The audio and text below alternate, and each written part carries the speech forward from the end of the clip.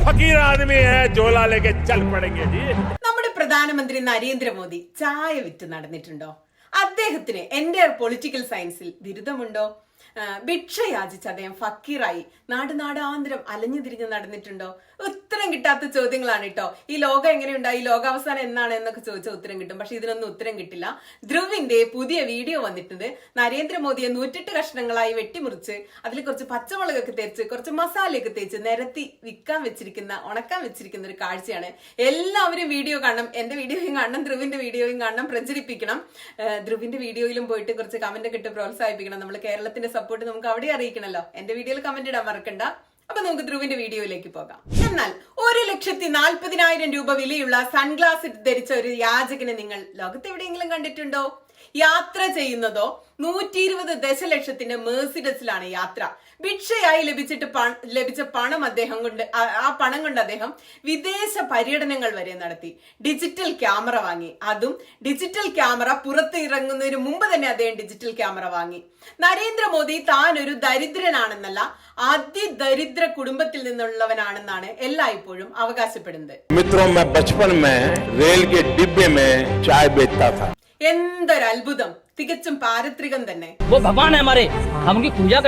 പ്രിയപ്പെട്ട സുഹൃത്തുക്കളെ, സത്യം എന്താണെന്ന് വെച്ചാൽ അവരുടെ വിദ്വേഷ അജണ്ടകൾക്ക് പ്രചാരണം നൽകാൻ വേണ്ടി അവർ നമ്മുടെ ഹിന്ദു മതത്തെ വളച്ചൊടിക്കാൻ വേണ്ടി തുടങ്ങിയിരിക്കുന്നു. കാൺപൂരിലെ ജേർണലിസ്റ്റായ അനിൽ യാദവ് BJP പ്രവർത്തകനായ മംഗൾ വാജ്പേയിയോട് സംസാരിക്കുകയായിരുന്നു. മംഗൾ ഒരു ലോഡിംഗ് തൊഴിലാളിയാണ്. വാഹനങ്ങളിൽ ചരക്ക് കയറ്റുന്നതാണ് അദ്ദേഹത്തിന്റെ ജോലി.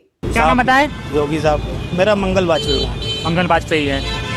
यहाँ लोडर का काम करवाते हैं. അതോടൊപ്പം തന്നെ അദ്ദേഹം BJP MLA മനീഷ് ത്രിവേദിക്ക് വേണ്ടി വോളണ്ടിയറുടെ ജോലി ചെയ്യുന്നുണ്ട്. മംഗൾ വിശ്വസിക്കുന്നത് ഇത്തവണ BJP 400 സീറ്റുകൾ നേടുമെന്ന് തന്നെയാണ്. चुनाव में किसका माहौल है? बीजेपी जीतेगी 400 के ऊपर. പക്ഷെ നിങ്ങൾ നോക്കൂ, സംസാരം മുന്നോട്ട് പോകുന്തോറും മംഗൾ തന്റെ ജീവിത പ്രശ്നങ്ങളെ കുറിച്ച് പറയുന്നത് അയാൾക്ക് വൈദ്യുതി ലഭിക്കുന്നില്ല, അയാൾക്ക് അഴുക്കുചാൽ സൗകര്യങ്ങളില്ല എന്നൊക്കെ തന്നെയാണ്.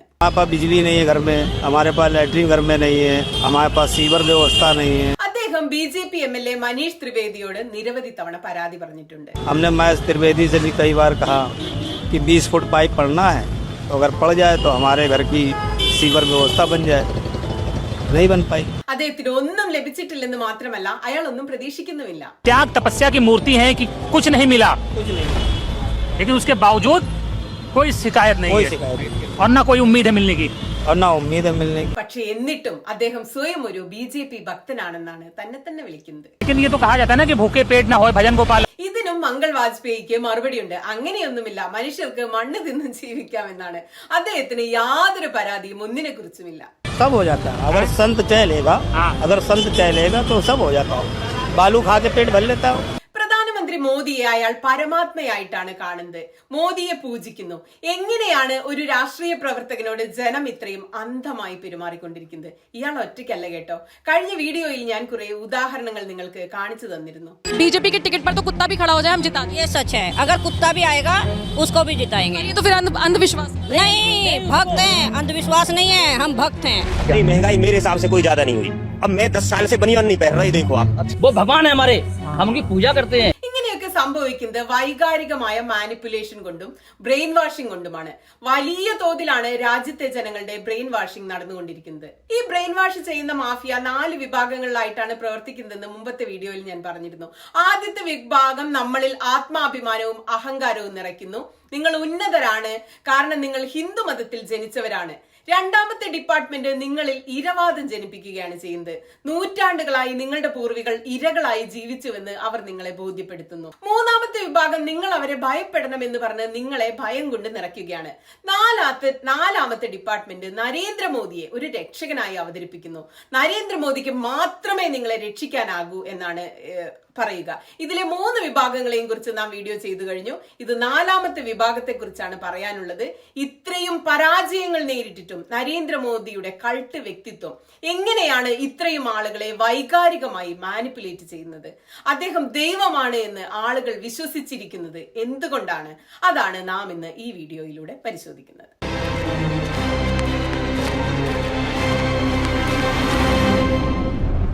2013 ജൂണിലെ കാര്യമാണ് സുഹൃത്തുക്കളെ. എഴുത്തുകാരനായ നീലാഞ്ജൻ മുഖോപാധ്യായ നരേന്ദ്രമോദിയെ കുറിച്ച് ഒരു പുസ്തകം എഴുതി. അതൊരു ജീവചരിത്രമായിരുന്നു. 6 വയസ്സുള്ളപ്പോൾ ഗുജറാത്തിലെ വഡ്നഗർ റെയിൽവേ സ്റ്റേഷനിൽ അദ്ദേഹം ചായ വിറ്റുകൊണ്ടിരുന്നത് എങ്ങനെയാണെന്ന് ഈ പുസ്തകത്തിൽ വിവരിക്കുന്നുണ്ട്. ആ കാലം മുതൽ നരേന്ദ്രമോദിയുടെ സംഘർഷഭരിതമായ ജീവിതത്തിലെ ഏറ്റവും വലിയ ചർച്ചാ വിഷയമായി ഈ ചായ വിൽപ്പന കഥ മാറി. 2015 ടൈംസ് മാഗസിൻ നരേന്ദ്രമോദിയെ ഇന്റർവ്യൂ ചെയ്തപ്പോൾ അന്ന് അദ്ദേഹം താൻ എങ്ങനെയാണ് ഒരു ദരിദ്ര കുടുംബത്തിൽ ജനിച്ചതെന്നും തന്റെ കുട്ടിക്കാലം മുഴുവൻ ഈ ദാരിദ്ര്യത്തിലും ചായ വിൽപ്പനയിലും എങ്ങനെയാണ് താൻ കഴിച്ചുകൂട്ടിയതെന്നും പറയുന്നുണ്ട്. അദ്ദേഹത്തിന്റെ തന്നെ വാക്കുകളിൽ പറയുകയാണെങ്കിൽ, വളരെ കുഞ്ഞായിരിക്കുമ്പോൾ എന്റെ കുട്ടിക്കാലം ദാരിദ്ര്യത്തിൽ മുങ്ങിയതായിരുന്നു. എന്റെ ജീവിതത്തിൽ ഒരു വിധത്തിൽ പറഞ്ഞാൽ ഈ ദാരിദ്ര്യം ജീവിക്കാനുള്ള ആദ്യത്തെ പ്രചോദനമായിരുന്നു. പക്ഷെ നിങ്ങളൊന്ന് ആലോചിച്ച് നോക്കൂ, ഇതിലൊക്കെ എത്രമാത്രം സത്യമുണ്ട്. നിരവധി പേർ ഇത് ചോദ്യം ചെയ്തിട്ടുണ്ട്.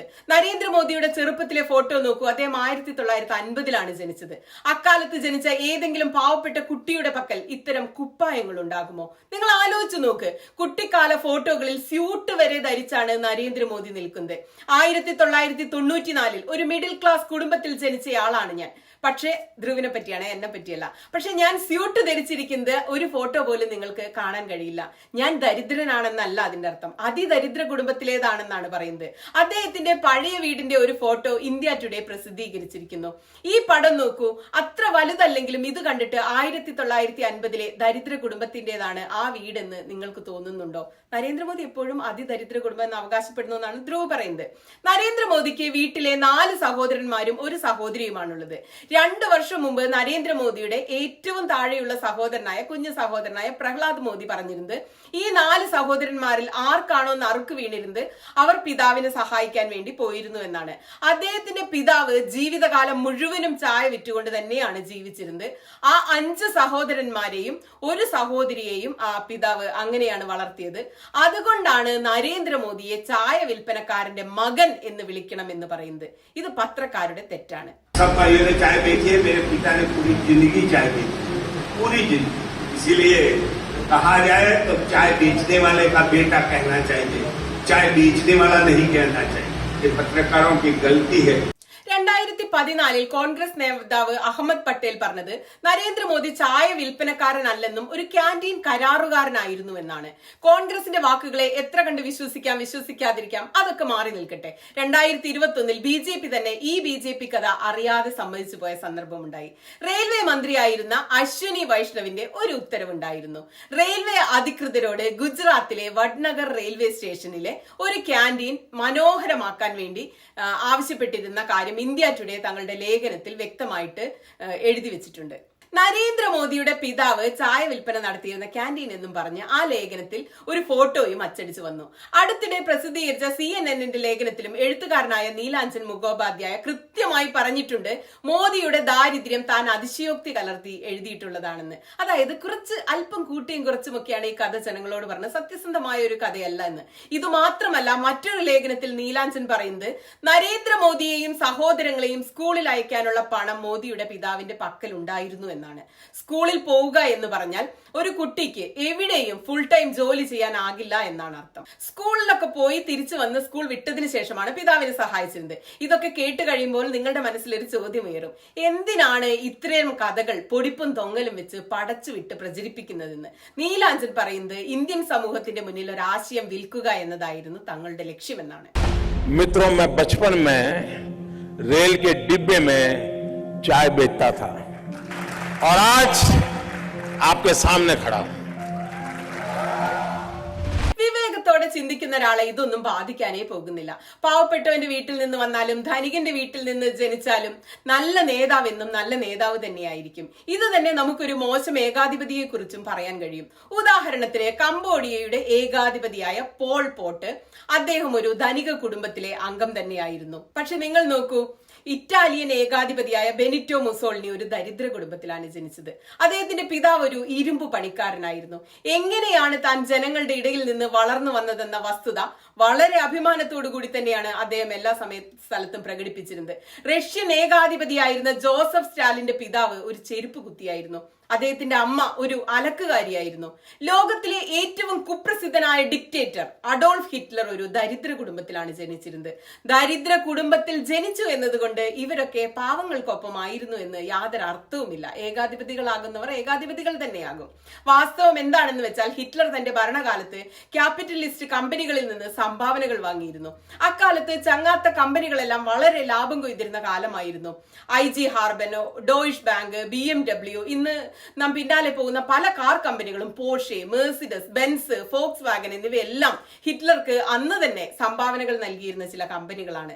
ഇക്കാര്യം പറഞ്ഞ് 2016 BMW മാപ്പ് പറഞ്ഞിരുന്നു ജനങ്ങളോട്. ഇന്ത്യയുടെ ഒരു കാര്യം പറയുകയാണെങ്കിൽ, അടുത്തിടെ നാം കണ്ട ഏറ്റവും വലിയ അഴിമതിയാണ് ഇലക്ട്രൽ ബോണ്ട് സ്കാം. ഇതൊരു അഴിമതിയല്ല, അഴിമതികളുടെ ഭണ്ഡാരമാണ് എന്ന് ധ്രുവ് റാത്തി തന്നെ ഒരു വീഡിയോയിൽ നിങ്ങളോട് പറഞ്ഞിട്ടുണ്ട്. നിരവധി കമ്പനികൾക്ക് ഇതുകൊണ്ട് ഉപകാരമുണ്ടായി, സാധാരണ ജനങ്ങൾക്ക് നഷ്ടമുണ്ടായി. കഴിഞ്ഞ 10 കൊല്ലമായി പ്രധാനമന്ത്രി നരേന്ദ്രമോദിയുടെ സുഹൃത്തായ ഗൗതം അദാനി നല്ല രീതിയിൽ പണക്കാരനായിക്കൊണ്ടിരിക്കുന്നു. നമ്മുടെ രാജ്യത്തെ 800 ദശലക്ഷം പാവപ്പെട്ടവർക്ക് 5 കിലോ ധാന്യം സൗജന്യമായി വിതരണം ചെയ്യേണ്ടി വന്നു. തൊഴിലില്ലായ്മയും പട്ടിണിയും പാവങ്ങളുടെ നടുവൊടിച്ചുകൊണ്ടിരിക്കുകയാണ്. ഇപ്പൊ സംഭവിച്ചുകൊണ്ടിരിക്കുന്നത് എന്താണ്? നരേന്ദ്രമോദി സ്വയം വന്ന് ഒരു പാവപ്പെട്ടവനാണെന്ന് കാണിച്ചുകൊണ്ട് രാഹുൽ ഗാന്ധി ധനിക കുടുംബത്തിലേതാണെന്ന് വരുത്തി തീർക്കുന്ന ഒരു കാഴ്ചയാണ് നമ്മളിപ്പോൾ കാണുന്നത്. യുവരാജാവ് എന്ന് വിളിച്ചിരുന്നു. അതേസമയം രാഹുൽ ഗാന്ധി തുറന്നു പറയുന്നു അദ്ദേഹം പാവപ്പെട്ട പൗരന്മാർക്കൊപ്പമാണെന്ന്. മോദി ഇപ്പൊ യുവരാജാവ് എന്നാണല്ലോ രാഹുലിനെ വിളിക്കുന്നത്. മോദി അദാനിയുടെയും അംബാനിയുടെയും ആണെന്നാണ് രാഹുൽ പറയുന്നത്. अदानी को बिना मजदूरी बिना कुछ लाखों करोड़ रुपए देते हैं तो कहते हैं देखो देखो देखो विकास हो रहा है. हमने मनरेगा किया, मजदूरी के लिए पैसा दे रहे हैं और कहते हैं गरीबों की आदत बिगाड़ रहे हैं. मैं आपका हूँ, वो उनके हैं. രാഹുൽ ഗാന്ധി പറയുന്നത് എത്ര രൂപ മോദി അദാനിക്കും അംബാനിക്കും നൽകിയിട്ടുണ്ടോ അത്രയും തുക താൻ പാവങ്ങൾക്ക് നൽകുമെന്നാണ്. देश को फिर से दोहरा के कह रहा हूँ, जितना पैसा नरेंद्र मोदी जी ने इनको दिया है ना, उतना ही पैसा हम हिंदुस्तान के गरीब लोगों को देने जा रहे हैं. महालक्ष्मी योजना, पहली नौकरी पक्की योजना, इन योजनाओं के माध्यम से करोड़ों लाखपति बनाएंगे. इन्होंने 22 अरबपति बनाए, हम करोड़ों लाखपति बनाए. പ്രധാനമന്ത്രി നരേന്ദ്രമോദിക്ക് ഇക്കാര്യം തള്ളിക്കളയാൻ പോലും കഴിഞ്ഞില്ല. വാസ്തവത്തിൽ മോദിക്ക് ഇതിന് മറുപടി നൽകാൻ കഴിഞ്ഞില്ലെങ്കിലും അദ്ദേഹം പറഞ്ഞൊപ്പിച്ചു വെച്ചത് എന്താണ്? അദാനിയും അംബാനിയും കോൺഗ്രസിനൊപ്പം ചേർന്നുവെന്നാണ്. आजाद घोषित करें इस चुनाव में ये अंबानी अडानी से कितना माल उठाया है. മാർച്ച് മാസത്തിൽ പുറത്തിറങ്ങിയ ഈ റിപ്പോർട്ട് ഒന്ന് നോക്കൂ. ഇന്ത്യയിൽ സാമ്പത്തിക അസമത്വം 100 വർഷം മുമ്പത്തേക്കാൾ അധികമെന്നാണ് പറയുന്നത്. അതായത് ബ്രിട്ടീഷ് ഭരണകാലത്ത് പോലും കാര്യങ്ങൾ ഇത്രയും മോശമായിരുന്നില്ല എന്ന്. ഇങ്ങനെയൊരു അവസ്ഥയിൽ 22 കോടി ജനങ്ങളെ പട്ടിണിയിൽ നിന്ന് 5 വർഷത്തിനുള്ളിൽ കയറ്റുമെന്ന് രാഹുൽ ഗാന്ധി സ്വപ്നം കാണുന്നുണ്ടെങ്കിൽ അതിലെന്താണ് തെറ്റ്? എന്നാൽ പ്രധാനമന്ത്രി നരേന്ദ്രമോദി ഇക്കാര്യത്തിൽ ഇടങ്കോലുമായി വന്നിരിക്കുകയാണ്. അദ്ദേഹത്തിന് സ്വന്തമായി യാതൊരു വിഷനുമില്ല. 80 കോടി ജനങ്ങളുടെ കൈകളിൽ പിച്ചപാത്രം പിടിപ്പിച്ചു. അടുത്ത 5 വർഷത്തേക്ക് പാവങ്ങൾക്ക് ധാന്യം നൽകുന്ന പദ്ധതി നീട്ടി. അവർ ഇതുവരെ തൊഴിലിനെ കുറിച്ച് ഒരു പദ്ധതി പോലും പറഞ്ഞിട്ടില്ല. വിലക്കയറ്റം എങ്ങനെ നിയന്ത്രിക്കുമെന്ന് അവർ പറഞ്ഞിട്ടില്ല. പട്ടിണി എങ്ങനെ മാറ്റുമെന്ന് അവർ പറഞ്ഞിട്ടില്ല. പക്ഷെ എല്ലാവർക്കും തൊഴിലെന്ന് രാഹുൽ ഗാന്ധി പറഞ്ഞപ്പോൾ പ്രധാനമന്ത്രി നരേന്ദ്രമോദി അദ്ദേഹത്തെ പരിഹസിക്കാൻ തുടങ്ങി. कांग्रेस के शाहजादे ने अभी घोषणा की, आप भी सुनकर के हंसोगे. सुनाऊं? जोरों से हंसना पड़ेगा आपको. और आपको ये भी मालूम कि ये टेम्पो में पैसा देते हैं, क्या ये आपका पर्सनल एक्सपीरियंस है क्या? 2020 ഫെബ്രുവരിയിൽ ഗുജറാത്തിൽ നമസ്തേ ട്രംപ് ഇവന്റ് നടന്നു. പാവങ്ങളെ ഒളിപ്പിക്കാനായി 1600 അടി വരുന്ന ഒരു നീണ്ട ചുമരുണ്ടാക്കി. സ്വയം ഒന്ന് ആലോചിച്ച് നോക്കൂ. 1995 മുതൽ 2020 വരെ ഗുജറാത്തിൽ BJPയുടെ സർക്കാരാണ് ഭരിച്ചത്. അതിൽ 3 തവണ നരേന്ദ്രമോദി തന്നെയായിരുന്നു മുഖ്യമന്ത്രി. പക്ഷെ അദ്ദേഹത്തെ കൊണ്ട് പട്ടിണി തുടച്ചു മാറ്റാൻ വേണ്ടി കഴിഞ്ഞില്ല. എന്നാൽ അവർ പാവങ്ങളെ ഒളിപ്പിച്ചു. G20 സമ്മേളനത്തിന്റെ സമയത്ത് ഡൽഹിയിൽ ഇതുതന്നെ സംഭവിച്ചു. കുറെ ചേരികളെ പിച്ച തുണി കൊണ്ട് മറച്ചുവെച്ചു. അവിടെ താമസിക്കുന്ന പാവങ്ങളുടെ സഞ്ചാര स्वातंत्र इलादाकी. इसी के तहत ये पूरी दुकानें यहाँ से ढक दी गई हैं. जो थोड़ा झुग्गी टाइप घर थे उनको भी ढक दिया गया है यहाँ पर. ഒന്ന് ആലോചിച്ച് നോക്കൂ നിങ്ങൾ, ഇത് എത്രമാത്രം മനുഷ്യത്വരഹിതമാണ്. ഒരാൾ നിങ്ങളോട് പറയുകയാണ് നിങ്ങളെ കാണാൻ കൊള്ളില്ല, നിങ്ങളുടെ മുഖത്ത് പാടുകളും കറകളുമുണ്ട്, വെളുത്ത സായിപ്പ് വരുന്നുണ്ട്, നമ്മുടെ രാജ്യത്ത് നിങ്ങളെ ഒരു പർദ്ദയുടെ പുറകിൽ ഒളിപ്പിച്ചു വെക്കാം എന്ന് നിങ്ങൾ പറയുമ്പോൾ എന്നൊരാൾ പറഞ്ഞാൽ നിങ്ങൾക്ക് എങ്ങനെയാണ് തോന്നുക? അപ്പൊ ആ പാവങ്ങൾക്ക് എത്ര വിഷമം വന്നിട്ടുണ്ടാകും. ഇതുകൊണ്ടൊക്കെ തന്നെയാണ് നരേന്ദ്രമോദിയുടെ പാവപ്പെട്ട കുടുംബത്തിലെ അംഗം എന്ന ബ്രാൻഡിംഗ് ഏതാണ്ട് അവസാനിച്ചിരിക്കുകയാണ്. പക്ഷെ ഇത് അദ്ദേഹത്തിന്റെ കൾട്ട് പേഴ്സണാലിറ്റിയുടെ ഒരു ഭാഗം മാത്രമാണ്. രണ്ടാമത്തെ ഭാഗം ഇതിൽ വരുന്നത് അദ്ദേഹത്തിന്റെ കുടുംബത്തെക്കുറിച്ചുള്ള ചില കഥകളും പരാമർശങ്ങളുമാണ്. വാട്സാപ്പ് പോലുള്ള സോഷ്യൽ മീഡിയയിൽ ഇടയ്ക്കിടെ പറയപ്പെടുന്ന ഒരു കാര്യമുണ്ട്. നരേന്ദ്രമോദി ഇത്രയും മഹാനാണ്. അദ്ദേഹം രാജ്യത്തിന് വേണ്ടി സ്വന്തം കുടുംബത്തെ ഉപേക്ഷിച്ച ആളാണ്, ഭാര്യയെ ഉപേക്ഷിച്ചു. നോക്കൂ, ഇതൊരു വ്യക്തിപരമായ കാര്യമാണ്. ഒരു ഭാര്യയും ഭർത്താവും നന്നായി പോകാത്തത് അത്ര വലിയ കാര്യമൊന്നുമല്ല. ഇത് മിക്ക കുടുംബങ്ങളിലും ഒക്കെ സംഭവിക്കുന്നതാണ്. പക്ഷേ ഇവർ തന്നെ ഇക്കാര്യത്തെ ഇടയിൽ കൊണ്ടുവരും, ഒരു നേട്ടമായി കാണിക്കാൻ വേണ്ടിയിട്ട്. രാജ്യത്തിന് വേണ്ടി ഭാര്യയെ ഉപേക്ഷിച്ചു എന്നാണ് നറേറ്റീവ്. അതിൽ എന്തെങ്കിലും കാര്യമുണ്ടോ? മുൻ പ്രധാനമന്ത്രി ലാൽ ബഹദൂർ ശാസ്ത്രി തന്റെ ഭാര്യയെ ഉപേക്ഷിച്ചിട്ടില്ല. എന്നിട്ടും അദ്ദേഹം രാജ്യത്തിന് വേണ്ടി പൂർണ്ണ സമയം ഡെഡിക്കേഷനോട് കൂടി പ്രവർത്തിച്ചില്ലേ? എല്ലാവർക്കും അറിയാം മഹാത്മാ ജ്യോതിറാവു ഫൂലെയും അദ്ദേഹത്തിന്റെ പത്നി സാവിത്രി ഫൂലെയും. എന്താ അവർ രാജ്യത്തിന് വേണ്ടി മഹത്തായ കാര്യങ്ങൾ ചെയ്തിട്ടില്ലേ? രാംലീല കണ്ടിട്ടുണ്ടെങ്കിൽ നിങ്ങൾക്കറിയാൻ പറ്റും, രാമൻ വനവാസത്തിന് പോയപ്പോൾ സീതാദേവി എങ്ങനെയാണ് അദ്ദേഹത്തെ പിന്തുണച്ചതും പിന്തുടർന്നതുമെന്ന്. രാമൻ അവരെ രക്ഷിക്കാനായി എന്തെല്ലാം ചെയ്തുവെന്ന്. എന്തിനാണ് ഈ വാട്സാപ്പ് യൂണിവേഴ്സിറ്റിക്ക് ഒരു സ്ത്രീ വിരുദ്ധ മനോഭാവം? എന്തിനാണ് സ്ത്രീകളെ അവർ ഒരു ജീവിതത്തിലെ തടസ്സമായി കാണുന്നത്? ഒരാൾ ഭാര്യയെ ഉപേക്ഷിക്കുന്നത് ഒരു നേട്ടമായി കാണുന്നത്. ഭാര്യ മാത്രമല്ല കേട്ടോ, നരേന്ദ്രമോദിയുടെ കുടുംബത്തെക്കുറിച്ചും വാട്സാപ്പ് മാഫിയ ഇതേ കാര്യം തന്നെയാണ് പറഞ്ഞ് പ്രചരിപ്പിച്ചുകൊണ്ടിരിക്കുന്നത്.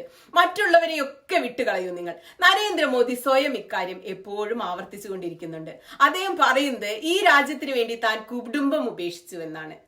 मेरे देशवासियों, मैंने घर, परिवार, सब कुछ देश के लिए छोड़ा है. പഞ്ചാബ് കേസരി എന്നൊരു പത്രം അദ്ദേഹത്തെ പ്രകീർത്തിച്ചുകൊണ്ട് എഴുതിയ ലേഖനത്തിൽ നരേന്ദ്രമോദിയുടെ കാല് തൊട്ട് വന്നിച്ച് അദ്ദേഹത്തെ ഭഗവാൻ ബുദ്ധനോടും മഹാവീർ ജൈനോടുമാണ് ഉപമിച്ചിരിക്കുന്നത്.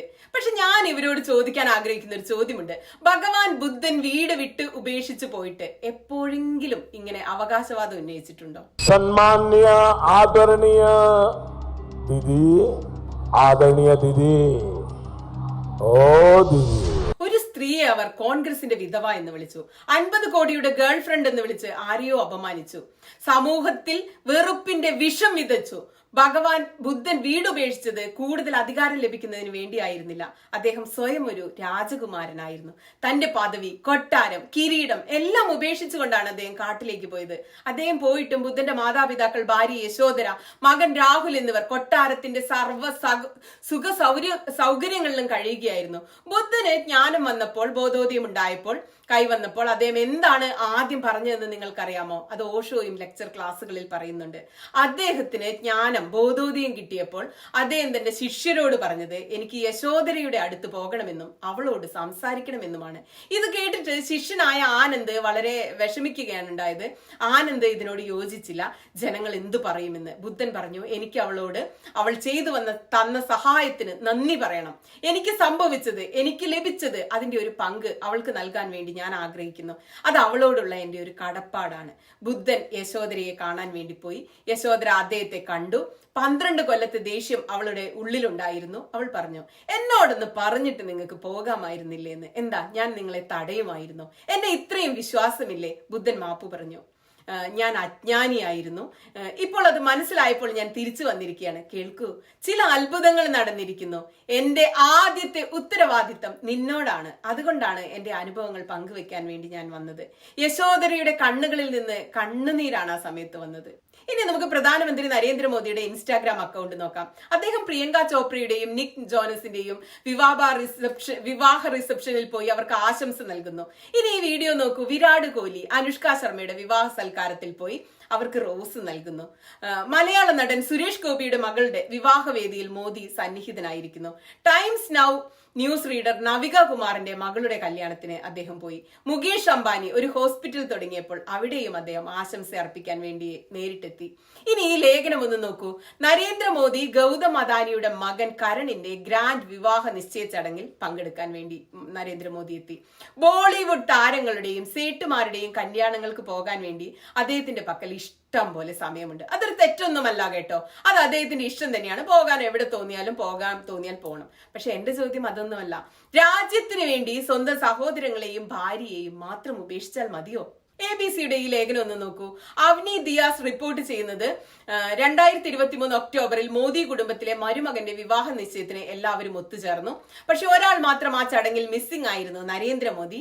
നിങ്ങൾ ഫോട്ടോകളിൽ നിന്നും വീഡിയോകളിൽ നിന്നും കണ്ടിട്ടുണ്ടാവും മോദി തന്റെ അമ്മയെ സന്ദർശിക്കുന്നത്. അത് നല്ലൊരു കാര്യം തന്നെയാണ്. പക്ഷെ നിങ്ങൾ എപ്പോഴെങ്കിലും ശ്രദ്ധിച്ചിട്ടുണ്ടോ? അവിടെ എപ്പോഴും 3 പേർ മാത്രമേ ഉണ്ടാകൂ. നരേന്ദ്രമോദി, അമ്മ, ക്യാമറാമാൻ.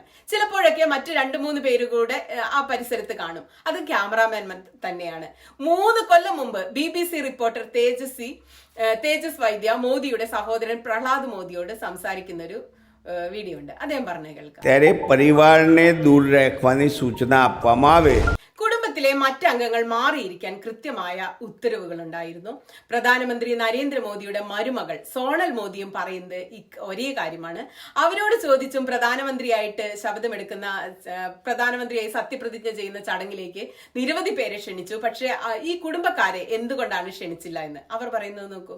नरेंद्र मोदी जी ने प्रधानमंत्री का शपथ ली थी, तब देश में से कई लोग गए थे. तब आपको न्योता मिला था या आपको जाने की इच्छा हुई थी? इच्छा तो सबको होती है, पर अफसोस है कि हमें इनविटेशन नहीं दिया गया. G20യുടെ തീം വസുദൈവ കുടുംബകം എന്നായിരുന്നു. അതായത് ഈ ലോകം മുഴുവൻ ഒരു കുടുംബമാണ് എന്നാണ് അതിന്റെ അർത്ഥം.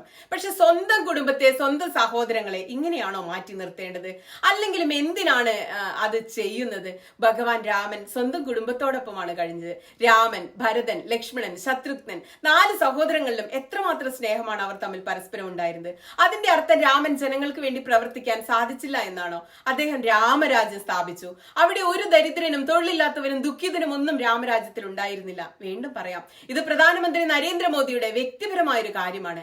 അഥവാ അദ്ദേഹം അദാനി, അംബാനി പോലുള്ള സേട്ടുമാരുടെ കൂടെയോ ബോളിവുഡിലെ താരങ്ങളുടെയോ ഒപ്പമോ ഒക്കെ ബന്ധം സ്ഥാപിക്കണമെന്നുണ്ടെങ്കിൽ സ്ഥാപിച്ചോട്ടെ, ഇവിടെ ആർക്കും പരാതിയില്ല. സ്വന്തം കുടുംബത്തെ ഉപേക്ഷിച്ചോട്ടെ, അതൊക്കെ നരേന്ദ്രമോദിയുടെ ഇഷ്ടം തന്നെയാണ്. പക്ഷെ എന്റെ പ്രശ്നം അതല്ല, മറിച്ച് എന്തിനാണ് അതിനെ ഒരു നേട്ടമായി കാണുന്നത് എന്നാണ്. നോക്കൂ, ഞാൻ എന്റെ കുടുംബം ഉപേക്ഷിച്ചു, ഞാൻ എത്ര മഹാനാണ്, ഇതൊരു നേട്ടമാണോ ശരിക്ക്? ഇതിന്റെ പാർശ്വഫലം എന്താണെന്ന് നിങ്ങൾക്കറിയാമോ? നിരവധി ഹിന്ദു യുവാക്കൾ ബ്രെയിൻ വാഷ്ഡ് ആയിട്ടുണ്ട്. വേണ്ടിയിരുന്നത് അവർ നന്നായി പഠിച്ച് ജോലി ചെയ്ത് എന്തെങ്കിലും സമ്പാദിച്ച് തങ്ങളുടെ മാതാപിതാക്കളെയും കുടുംബത്തെയും ഒക്കെ നന്നായി നോക്കുകയാണ്. പക്ഷേ ഇല്ല, അങ്ങനെയല്ല സംഭവിച്ചത്. ചില യുവാക്കൾക്ക് എന്താണ് പറ്റിയതെന്ന് വെച്ചാൽ അവർ കൈകളിൽ വാളുമെടുത്ത് പള്ളികളുടെ ചുറ്റും കറങ്ങി നടക്കുകയാണ്. അവർ അവരുടെ കുടുംബത്തെയോ മാതാപിതാക്കളെയോ അവർ ശ്രദ്ധിക്കുന്നേയില്ല.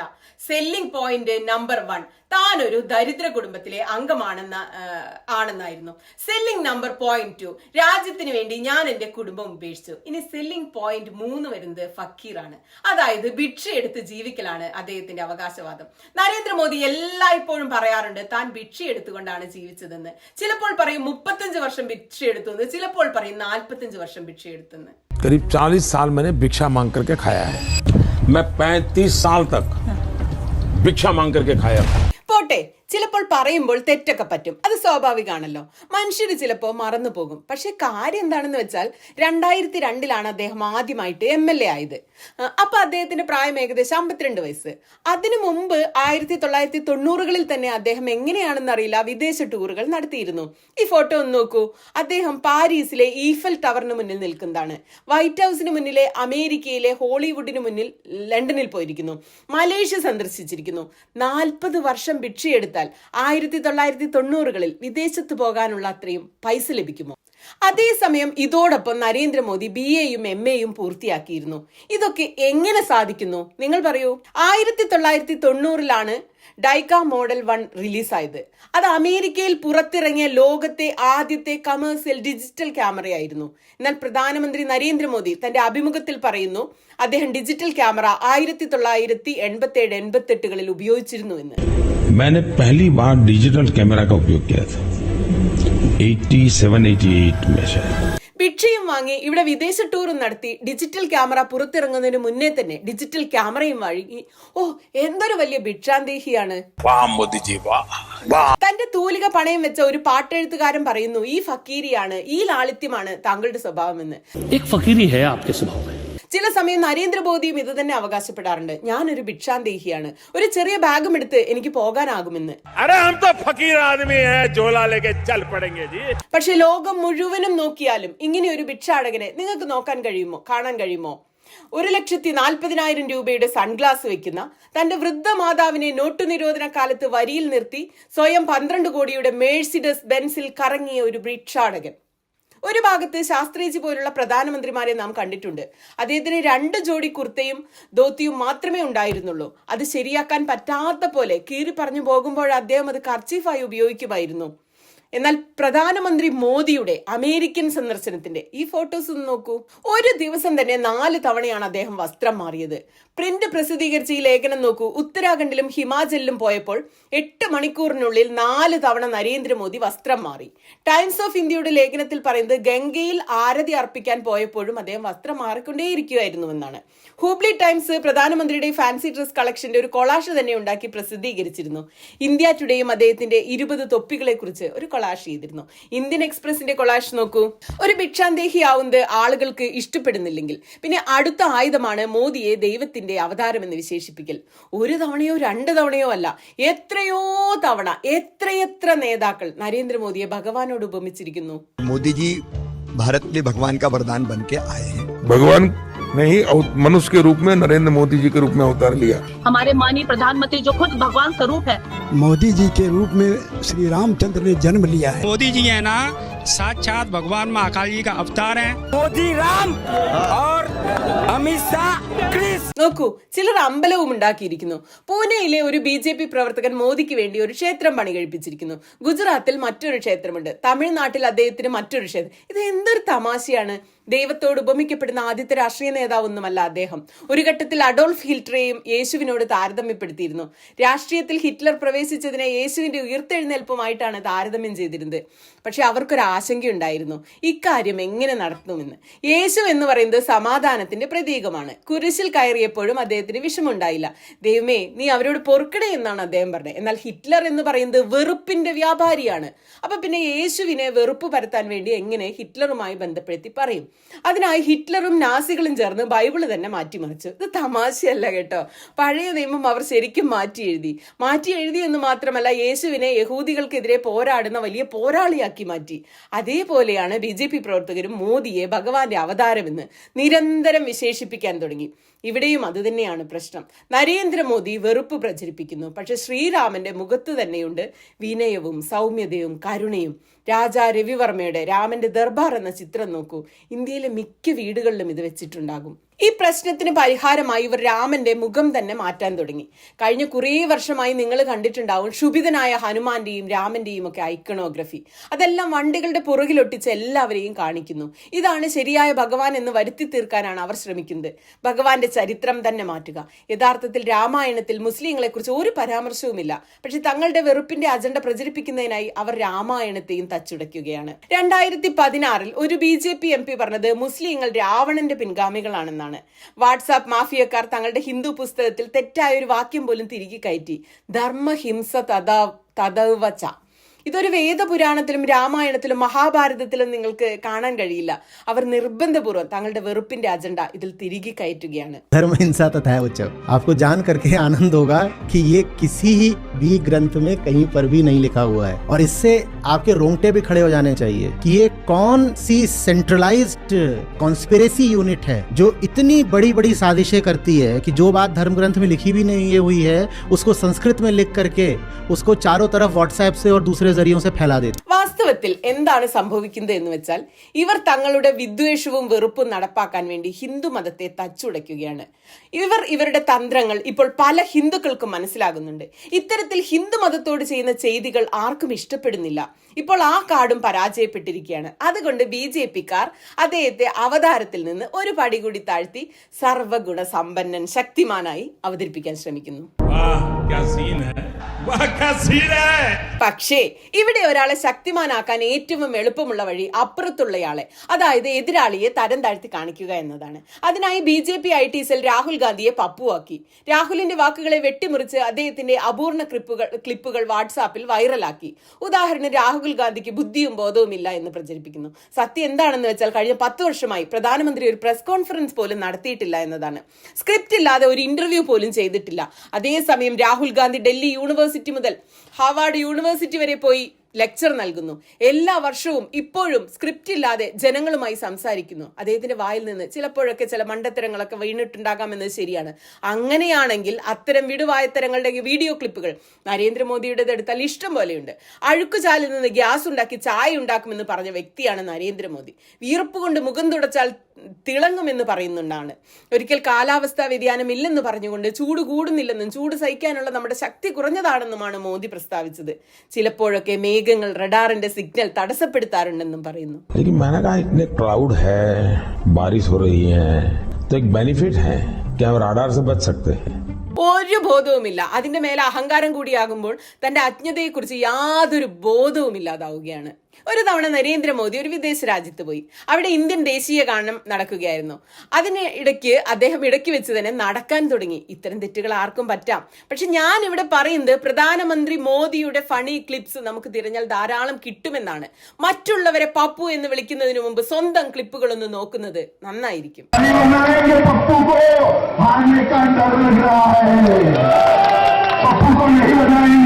പക്ഷെ ഇപ്പോൾ വലിയൊരു അവസരം നമ്മുടെ മുന്നിൽ വീണ് കിട്ടിയിരിക്കുകയാണ്. നമ്മുടെ മുൻ സുപ്രീം കോടതി ജസ്റ്റിസുമാർ രാഹുൽ ഗാന്ധിയെയും നരേന്ദ്രമോദിയെയും ഡിബേറ്റിന് വിളിച്ചിരിക്കുകയാണ്. രാഹുൽ ഗാന്ധി ഈ ക്ഷണം നേരത്തെ തന്നെ സ്വീകരിച്ചു കഴിഞ്ഞു. പക്ഷെ നരേന്ദ്രമോദി ഇപ്പോഴും ഒന്നും മിണ്ടിയിട്ടില്ല. അങ്ങനെ സംഭവിക്കുകയാണെങ്കിൽ ജനങ്ങൾക്കത് നല്ലൊരു അവസരമായിരിക്കും.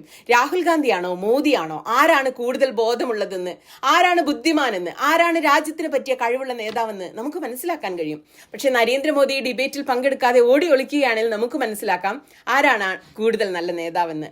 തന്റെ കൾട്ട് പേഴ്സണാലിറ്റി കാർഡ് ഇറക്കുമ്പോൾ മോദി ചെയ്ത ആദ്യത്തെ കാര്യം എല്ലായിടത്തും തന്റെ ഫോട്ടോ പതിക്കുക എന്നതാണ്. ചെറുപ്പത്തിൽ ഞാൻ വിചാരിച്ചത് കൊക്കക്കോള പോലുള്ള ശീതള പാനീയങ്ങളുടെ പരസ്യം എന്തിനാണ് ടിവിയിൽ എപ്പോഴും വന്നുകൊണ്ടിരിക്കുന്നതെന്നാണ്. എല്ലാവർക്കും അറിയില്ലേ കൊക്കക്കോള എന്താണെന്ന്. പിന്നീട് എനിക്ക് മനസ്സിലായി കണ്ണകന്നാൽ മനസ്സിൽ നിന്ന് അകലുമെന്ന വസ്തുത. ഇതിന് തിരിച്ചൊരു തന്ത്രമുണ്ട്. എത്രത്തോളം കണ്ണിൽ കാണുന്നുവോ അത്രത്തോളം മനുഷ്യരുടെ മനസ്സിൽ അത് അത്ര നേരം നിലനിൽക്കും. പത്രത്തിൽ നരേന്ദ്രമോദി, റേഡിയോയിൽ നരേന്ദ്രമോദി, TV ചാനലിൽ നരേന്ദ്രമോദി, ഫേസ്ബുക്കിൽ മോദി, പെട്രോൾ പമ്പിന്റെ ഹോർഡിങ്ങുകളിൽ മോദി, റോഡുകളിൽ മോദി, സർക്കാർ പദ്ധതികളുടെ ഗൂഗിൾ പരസ്യങ്ങളിൽ കോടിക്കണക്കിന് രൂപ ചെലവാക്കി തന്റെ മുഖം പ്രദർശിപ്പിച്ചുകൊണ്ടിരിക്കുകയാണ് മോദി. അതൊക്കെ പോട്ടെ, കോവിഡ് വാക്സിനേഷൻ സർട്ടിഫിക്കറ്റിൽ പോലും നരേന്ദ്രമോദി. പലയിടങ്ങളിലും സെൽഫി പോയിന്റുകൾ വരെ അദ്ദേഹം ഉണ്ടാക്കി. 2022 ഈ റിപ്പോർട്ടിൽ പറയുന്നത്, ഇൻഫർമേഷൻ ആൻഡ് ബ്രോഡ്കാസ്റ്റിംഗ് മിനിസ്ട്രി പറയുന്നത് സർക്കാർ 8 വർഷത്തിനുള്ളിൽ 6491 കോടി രൂപ പരസ്യങ്ങൾക്കായി ചെലവാക്കിയെന്നാണ്. എല്ലാ ദിവസവും 71 കോടി രൂപ പത്രപരസ്യങ്ങൾക്കായി ചെലവാക്കിയെന്ന്. ഇതെല്ലാം സർക്കാരിന്റെ പണം കൊണ്ട് നടക്കുന്ന പരസ്യങ്ങളാണ് കേട്ടോ. ഇതൊന്നും കൂടാതെ പാർട്ടി ഫണ്ടിൽ നിന്ന് കൊടുക്കുന്ന പരസ്യങ്ങൾ വേറെയുണ്ട്. എല്ലാ രാത്രിയും ഗോദി മീഡിയക്കാരുടെ അവതാരകരുടെ വക വേറെ പരസ്യങ്ങൾ. എല്ലായിടത്തും നരേന്ദ്രമോദി. ഒരു ഗായകനുണ്ടായിരുന്നു, ജിം മോറിസൺ. അദ്ദേഹം പറയാറുണ്ട്, മാധ്യമങ്ങളെ നിയന്ത്രിക്കുന്നവൻ മനസ്സുകളെ നിയന്ത്രിക്കുന്നുവെന്ന്. പക്ഷെ ഒരു ഗായകനുണ്ടായിരുന്നു, മറ്റൊരു ഗായകൻ ബോബ് മാർലി. അദ്ദേഹം പറയാറുള്ളത്, ചിലരെ നിങ്ങൾക്ക് ചിലപ്പോൾ മാത്രം പറ്റിക്കാം, പക്ഷെ എല്ലാവരെയും എല്ലാ കാലത്തും പറ്റിക്കാൻ പറ്റില്ലെന്നാണ്. അതാണ് ഇപ്പോൾ സംഭവിച്ചുകൊണ്ടിരിക്കുന്നത്. എല്ലായിടത്തും മോദിയുടെ പടം കണ്ട് എല്ലാവരും ചോദിക്കാൻ നിർത്തിയിട്ടുണ്ട്, അഥവാ യുദ്ധം നിർത്തുന്നയാളാണ് മോദിയെങ്കിൽ എന്തുകൊണ്ട് മണിപ്പൂരിലെ സംഘർഷം നിർത്തുന്നില്ലെന്ന്. इलेक्ट्रॉन बॉन्ड का पैसा है, कहीं तो यूज होगा. किसी एक्टर को उठा के बेटी बना देंगे. पापा ने वॉर रुकवा दी, पापा मणिपुर के दंगे क्यों नहीं रुकवाते? ജനങ്ങൾ ചോദിക്കുന്നത്, ഭാരതത്തിലെല്ലാം നന്നായി പോകുന്നുവെങ്കിൽ പിന്നെ 2022 എല്ലാ റെക്കോർഡും ഭേദിച്ചുകൊണ്ട് എന്തിനാണ് 2,25,620 പേർ ഇന്ത്യൻ പൗരത്വം ഉപേക്ഷിച്ചത്? മോദി മാജിക്ക് അവസാനിച്ചുകൊണ്ടിരിക്കുന്നതിന്റെ ലക്ഷണങ്ങളിൽ ഒന്നാണ് BJPക്ക് മറ്റു പാർട്ടികളിലെ അഴിമതിക്കാരായ നേതാക്കളെ BJPയിലേക്ക് കൊണ്ടുവരേണ്ടി വന്നത്. മോദി മാജിക് അല്പമെങ്കിലും ഉണ്ടായിരുന്നുവെങ്കിൽ ആ മാജിക്കിൽ തന്നെ തെരഞ്ഞെടുപ്പ് വിജയിക്കാമായിരുന്നു. പുറമേ നിന്നുള്ളവരെ സ്വന്തം പാർട്ടിയിലേക്ക് കൊണ്ടുവരേണ്ട യാതൊരു ആവശ്യവും ഉണ്ടായിരുന്നില്ല. ഈ നുണയും ഭയവും വെറുപ്പും ഒന്നും പടർത്തേണ്ട കാര്യമുണ്ടായിരുന്നില്ല. ഈ വീഡിയോയിൽ വാട്സാപ്പ് മാഫിയ നിങ്ങൾക്ക് കാണിച്ചു തരാറുള്ള നരേന്ദ്രമോദിയുടെ മുഖമാണ് ഞാൻ നിങ്ങൾക്ക് കാണിച്ചു തന്നത്. അടുത്ത വീഡിയോയിലും ഞാൻ അദ്ദേഹത്തിന്റെ യഥാർത്ഥ മുഖം കാണിച്ചു തരാം. അദ്ദേഹത്തിന്റെ മനസ്സിൽ എന്താണ് നടന്നുകൊണ്ടിരിക്കുന്നതെന്നും പറയാം. ഇവിടെ ഞാൻ നിങ്ങൾക്ക് നന്ദി പറയുകയാണ്. കാരണം നിങ്ങൾ ഇവിടെ എത്രയും വികാരത്തോടെ ഈ നുണയുടെയും വെറുപ്പിന്റെയും ഫാക്ടറിയെ തകർക്കാൻ ഒറ്റക്കെട്ടായി കട്ടയ്ക്ക് കൂടെ നിൽക്കുന്നതിന് കാണുമ്പോൾ വളരെ സന്തോഷമുണ്ട്. ഇതുപോലെ കൂടെ നിൽക്കണം.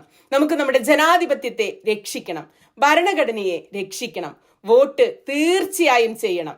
ജയ് ഹിന്ദ്.